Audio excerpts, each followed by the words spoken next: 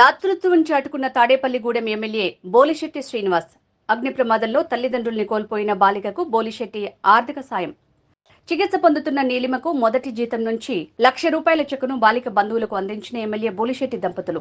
బోలిశెట్టి దాతృత్వం చూసి అభినందిస్తున్న పలువురు ప్రముఖులు. బాలికకు మెరుగైన వైద్యం అందించాలని ఆదేశించిన ఎమ్మెల్యే బోలిశెట్టి శ్రీనివాస్ ఇటీవల ఇంటిలో గ్యాస్ సిలిండర్ పేలి చికిత్స పొందుతూ తల్లిదండ్రులు మృతి చెందగా హాస్పిటల్లో చికిత్స పొందుతున్న బాలిక వాళ్ళ తల్లిదండ్రులు టిట్కో ఇళ్లలో నివాసం ఉంటూ ఉన్నారు.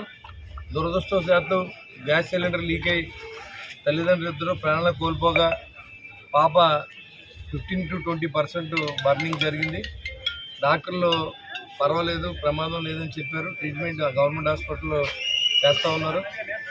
మరి వారి కుటుంబాన్ని, ఆ అమ్మాయికి ఇంకెవరు తల్లిదండ్రులు లేరు, పెదనాన్న ఉన్నారు. మరి వాళ్ళ అమ్మాయిని చూడడానికి నేను నా మొదటి జీతం నుంచి ₹1,00,000 అమ్మాయికి డిపాజిట్ చేసి మరి ఇవ్వడం జరిగింది. ఎందుకంటే తగిన సహాయం చేయండి, ఎవరికైనా భగవంతుడు మనం మంచి చేస్తాడు.